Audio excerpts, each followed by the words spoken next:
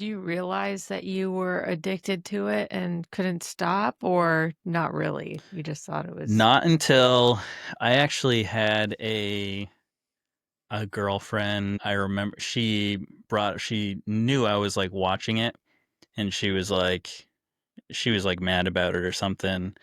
And then I was like, I was kind of brushing it off. I was like, all guys do it or something. And she was like, yeah, but not this much or something like that. mm, I don't remember the exact words, but that was the first time I had been kind of challenged on it. Like, oh, this is way more than the norm. mm. So I don't know if that impacted me that much. I remember that though. And it wasn't too much longer after that where I was just started to feel some emptiness, and I had moved a few places for work. So I was living in New Hampshire at this point, and it was kind of like I can't say that I was like meditating on this, but I knew that there, like inside, I was feeling very empty and unsatisfied.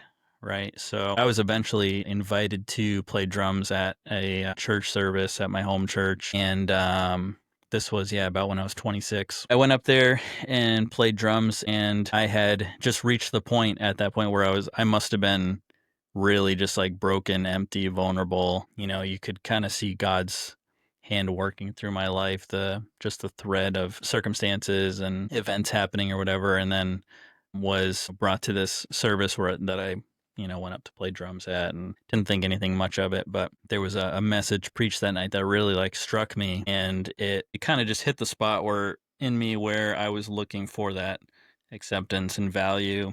Do you remember what the message was about? Yeah, so The point of it, or the point of the message was developing like a deep like longing for God, like mm. hunger for God, and it was spoken by someone that was about my age, and I thought that was really incredible because I'd never really been exposed to people my age that were radically saved, as you would say, or like had a really thriving relationship with the Lord. Yeah, it was a message that was just like about hunger, and I think that, yeah, something about it like really just struck me inside, and I was like, I need to respond to this. And I remember, well, I didn't actually think that. I remember actually at the response time sitting in my chair, and I remember thinking very vividly, like,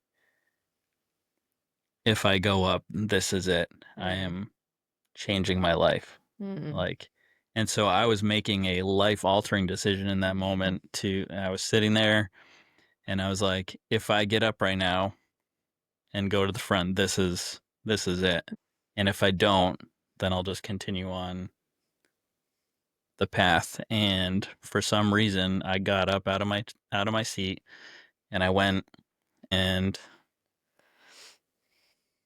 it wasn't like a response time that I'd grown up in. Like typically response times growing up in church were pretty terrifying because you were surely guaranteed for someone to try and like push you over, or like get you to get slain in the spirit, or because yeah, I mean, I'm sure I would love to talk about this stuff more on this channel, but just the unhealthy side of like charismatic churches that really impacted me negatively growing up. So for me to even get up and go to response time was like kind of mind blowing, because this was, yeah, I'm sure I thought knew what the implications were if I Right. got up, but I just went up. I went to the front, and I knelt down, and I just put my face on the floor and just started crying like a baby. Like it just came all out. Like I was just like, I was so, yeah, Oh, good. I just let it all out, and the Lord touched me there in a real way, and yeah, I shifted my life from a life of, yeah, womanizing and Like immediately.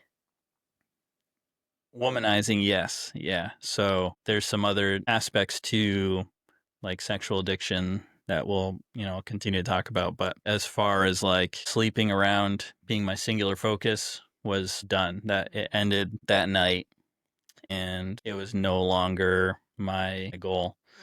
Mm. And I met Thankfully, met a handful of guys there at that service that were going to a church right near me, right near where I lived, actually, which was kind of a coincidence because I was living over an hour from where this church service was, and they just happened to all be there and everything.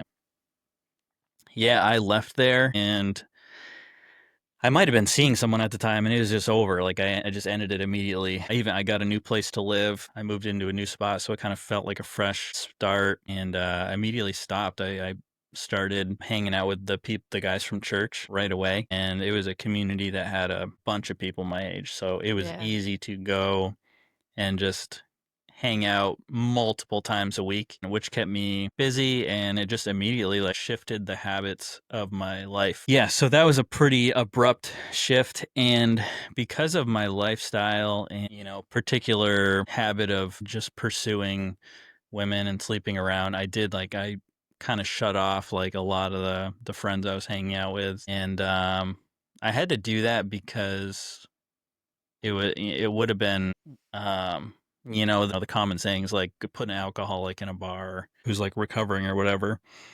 So I decided to just distance myself from my friends, and which weren't even that many at that time because I had moved and had to restart a bunch of stuff. But um, yeah, just immediately started new friendships that were, yeah, centered around Jesus and grounded in No, I think, Christianity. like, sometimes maybe people who are listening have experienced this and, you know, have different experiences of, well, it took me a long time to shift out of lifestyle and kind of change my habits and change the way I was thinking. But you're kind of saying that it wasn't this long, drawn out process, or when you went into, this church community that had young people and, Mhm. that vibrancy, did you feel like you still struggled with some of those um, tendencies or desires inside, or was it just gone? Yeah, lust. Yeah. Lust was definitely still inside of me because, um, it was relatively easy to change my lifestyle because I jumped into community, and I, it was like, I cut off those relationships that I knew were unhealthy and causing me to be in a cycle. So it was relatively easy to change my lifestyle.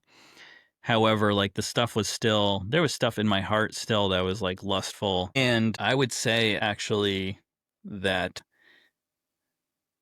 when I stopped sleeping around, that the addiction to porn actually increased. What's up, everyone? Thank you for watching this video clip.